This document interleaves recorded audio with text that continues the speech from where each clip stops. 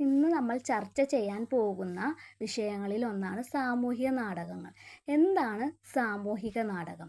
മലയാള നാടകവേദിയുടെ പുരോഗതിക്ക് ശക്തമായ പങ്കുവഹിച്ച നാടകങ്ങളാണ് ഈ പറയുന്ന സാമൂഹിക നാടകങ്ങൾ എന്ന് പറയുന്നത്.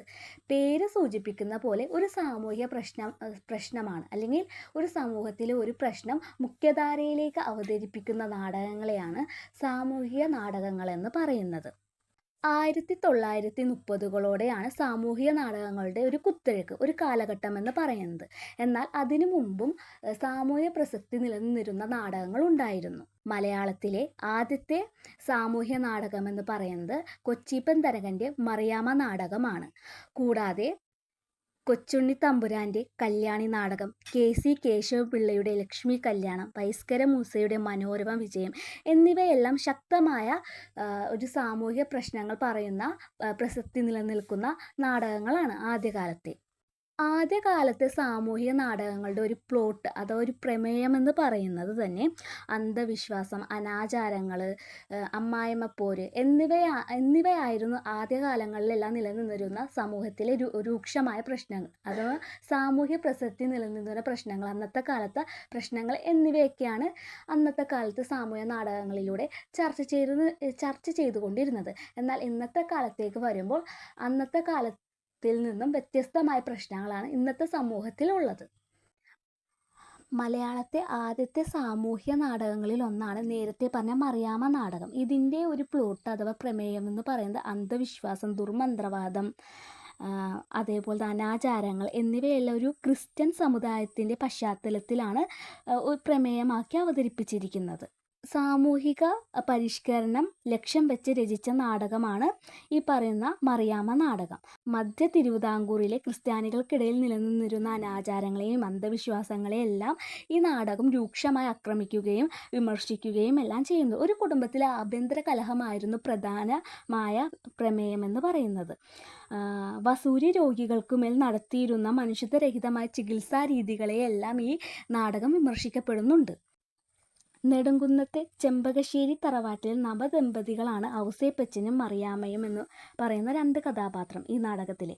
പഠനാർത്ഥം തിരുവനന്തപുരത്തേക്ക് ഔസേപ്പച്ചൻ പോകുകയും ഭർത്തൃ വീട്ടിൽ മറിയാമ്മ ഒറ്റപ്പെടുകയും ചെയ്യുന്നു. അവൾക്ക് ഒട്ടനവധി പീഡനങ്ങൾ ഏൽക്കേണ്ടി വരുന്നു.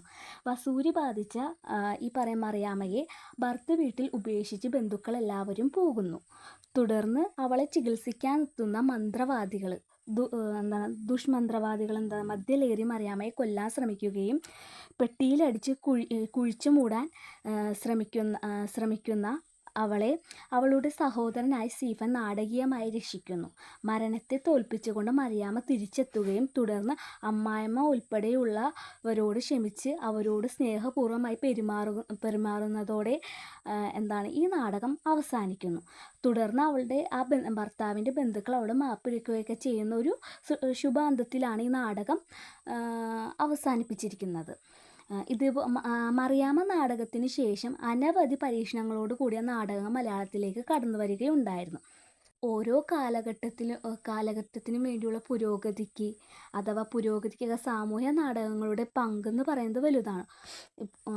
ഉദാഹരണം പറയാൻ ജാതി നിർമ്മാർജ്ജനമായാലും സ്ത്രീ വിദ്യാഭ്യാസമായ ശൈശവ വിവാഹം, വൃദ്ധവിവാഹം ഇതിനെയൊക്കെ കുറിച്ച് കാര്യമായി സംസാരിക്കുകയും ഒക്കെ ചെയ്തുകൊണ്ടാണ് ഇന്ന് നമ്മുടെ സമൂഹത്തിൽ ചെറുതായെങ്കിലും പുരോഗതി ഉണ്ടാകാൻ കാരണമായത്.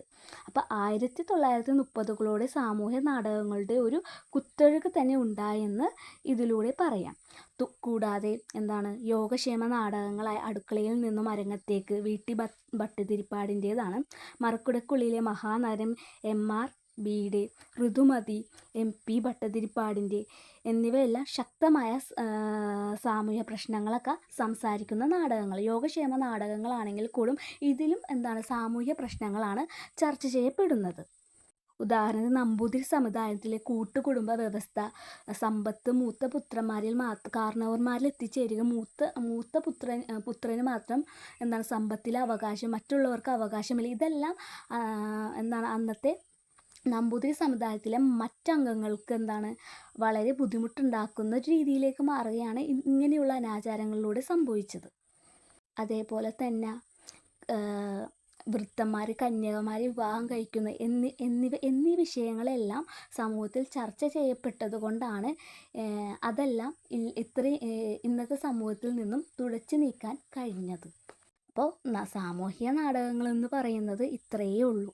ഒരു സമൂഹത്തിൽ നിലനിൽക്കുന്ന പ്രശ്നം അത് മുഖ്യധാരയിലേക്ക് അവതരിപ്പിക്കുന്ന നാടകങ്ങളെയാണ് നമ്മൾ സാമൂഹ്യ നാടകങ്ങളെന്ന് പറയുന്നത്.